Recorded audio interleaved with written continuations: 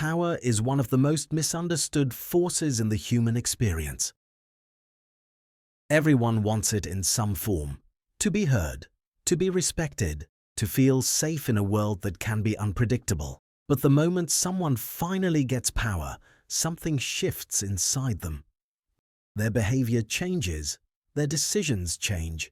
Sometimes their morality changes. So here is the question no one ever asks out loud.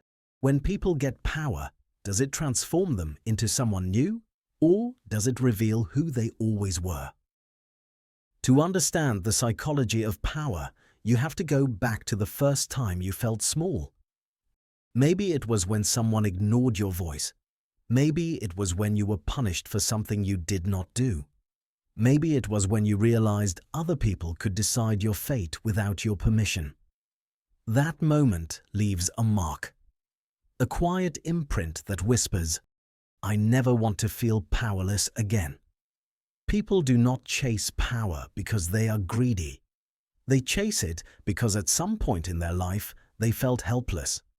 Power begins as protection. Think about childhood. Back then, power looked simple. Choosing your own bedtime, picking your favorite snack, deciding who to play with. Power meant autonomy, control over your tiny world. But as you grow, the world shows you its teeth. You realize that decisions can hurt. People can hurt, life can hurt, and suddenly power becomes more than choice. It becomes safety.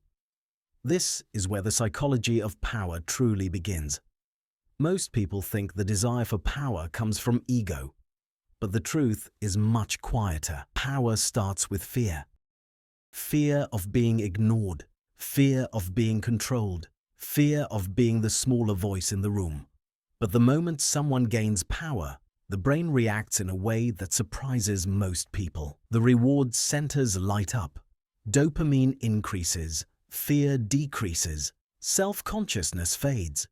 Power feels good, not in a shallow way, but in a deeply biological way. And that feeling begins to change how you see other people.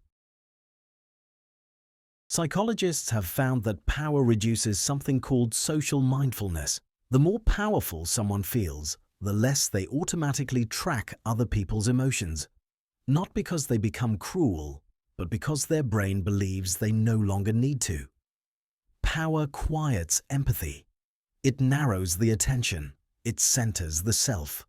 This is why powerful people often interrupt more, why they listen less, why they assume more. It is not malice, it is neurology. But power does more than reduce empathy. It amplifies whatever was already inside you. If someone is generous without power, they become more generous with it. If someone is insecure without power, they become more controlling with it. If someone is compassionate, they become protective. If someone is resentful, they become dominating. Power does not corrupt. Power reveals. It is the volume knob for your inner world. But here is the part people rarely talk about. Power does not just change how you treat others, it changes how you treat yourself. When people feel powerless, they overthink everything. They question their worth, they replay mistakes, they shrink themselves to avoid judgment. But with power, that internal noise quiets. Confidence rises, fear drops. The inner critic loosens its grip. This is why powerful people take more risks. Not because they are reckless, but because fear fades into the background. To someone without power, risk looks dangerous. To someone with power, risk looks like possibility. But here is the darker truth. People do not fear gaining power. They fear losing it. And psychologically, losing power hurts twice as much as gaining it feels good. This is loss aversion. It makes people defensive, rigid, territorial. Not because they became monsters, but because they cannot bear the idea of returning to a version of themselves who once felt invisible. Power becomes their identity, their anchor, their justification. And that is how good people can slowly lose themselves. So, is power dangerous, or is it simply misunderstood?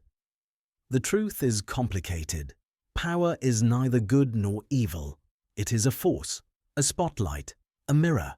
It brings out whatever was already living in the dark. Your insecurities, your desires, your fears, your potential. It shows you parts of yourself you did not know were there. Some people rise with power because they use it to create safety for others, not just themselves. They stay anchored in empathy. They stay accountable. They do not let power silence the parts of themselves that once cared deeply. Others fall with power because they use it to hide from the pain they never healed. They weaponize it. They cling to it. They fear losing it more than they value using it well. So if you ever find yourself chasing power, here is the question to ask. Are you seeking power to express who you are, or to protect who you are afraid to be? Because the psychology of power is not about dominance. It is about the story underneath. The childhood wound, the insecurity, the longing to matter. If you do not understand that story, power will distort you. But if you face it honestly, power becomes something different. It becomes clarity, it becomes responsibility, it becomes presence. Because true power is not control over others. True power is the ability to stay yourself when you finally have the freedom not to.